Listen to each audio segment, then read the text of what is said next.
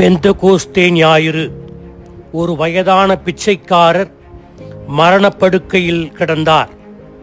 தான் பிச்சை எடுக்கச் செல்லும்போது தன்னோடு நிலையான தோழனைப் போல வந்த தன் மகனிடம் கடைசியாக கூறினார், அன்புள்ள மகனே, என் இளமை நாட்களில் ஒரு பணக்கார பெண்ணின் குப்பை தொட்டியிலிருந்து நான் எடுத்த ஒரு பருத்திப்பை மற்றும் ஒரு அழுக்கு படிந்த வெண்கல கிண்ணத்தை தவிர உனக்கு கொடுப்பதற்கு என்னிடம் வேறு ஒன்றும் இல்லை என்றார். தன் தந்தையின் மறைவுக்கு பிறகு சிறுவன் தன் தந்தை கொடுத்த வெண்கல கிண்ணத்தை பயன்படுத்தி பிச்சை எடுக்க ஆரம்பித்தான். ஒரு நாள் அவன் பிச்சை எடுத்து கொண்டிருந்த வழியில் வந்த தங்க வியாபாரி ஒரு நாணயத்தை அவன் கிண்ணத்தில் போட்டார். அந்த கிண்ணத்தின் சத்தம் தனக்கு பரிச்சயமான சத்தமாக இருந்ததால் அந்த வியாபாரி அந்த சிறுவனிடம், நீ பிச்சை எடுக்கும் கிண்ணத்தை தா என்று கேட்டார்.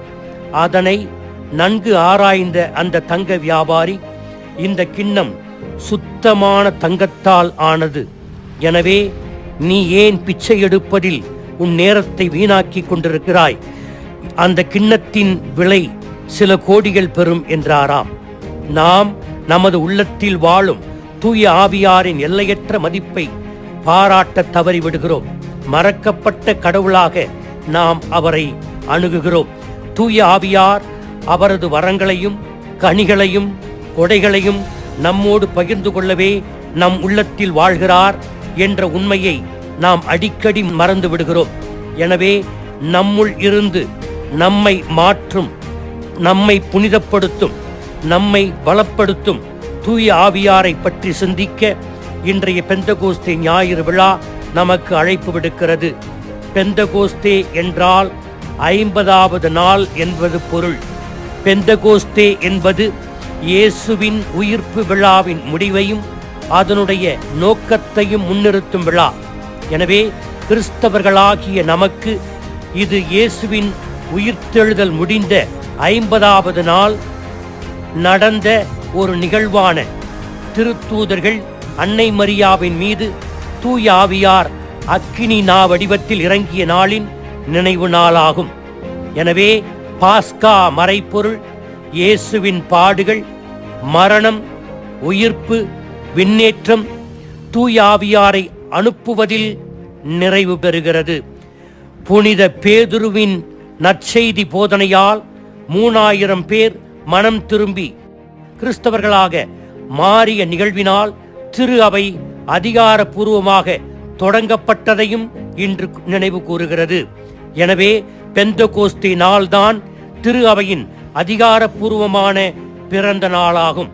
இன்றைய நற்செய்தி உயிர்த்த ஞாயிறன்று மாலை வேளையில் உயிர்த்த இயேசு தம்முடைய திருத்தூதர்களுக்கு பெந்தகோஸ்தே விழாவின் முன்சுவையை எவ்வாறு வழங்கினார் என்பதை விவரிக்கிறது.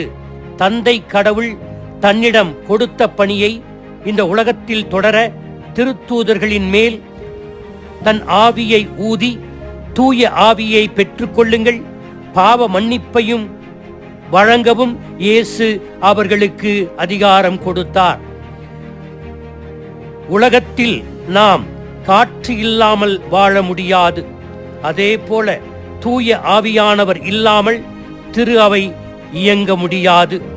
1 கொரிந்தியர் 3:16, நீங்கள் கடவுளுடைய கோவில் என்றும் கடவுளின் ஆவியார் உங்களில் குடிகொண்டிருக்கிறார் என்றும் உங்களுக்கு தெரியாதா? எனவே தூய ஆவியார் நம்மில் உரைகிறார், நமக்கு ஆலோசனை வழங்குகிறார், நம்மை ஊக்குவிக்கிறார், நம்முடைய தவறுகளை சுட்டிக்காட்டுகிறார், மனமாற்றத்திற்கு நம்மை உந்தித் தள்ளுகிறார். எனவே அவருடைய செயல்பாடு இல்லாத ஒரு செயல் நம்முடைய வாழ்வில் இல்லை. தூய ஆவியார் இல்லாத வாழ்வு செத்த வாழ்வு. எனவே திரு அவை பிறந்திருக்கிறது ஒரு குழந்தையைப் போல. எனவே அந்த குழந்தை மகிழ்ச்சியை தருகிறது, நம் அனைவருக்கும் மன நிறைவை தருகிறது. இந்த திரு அவையின் வழியாக நாம் கடவுளின் அருளையும் மீட்பையும் பெற்றுக் கொள்ளுகிறோம். எனவே நாம் இன்று திரு அவைக்காகவும் நம்முடைய திருத்தந்தைக்காகவும் பணியாளர்களுக்காகவும் வேண்டுவோம். ஆமேன்.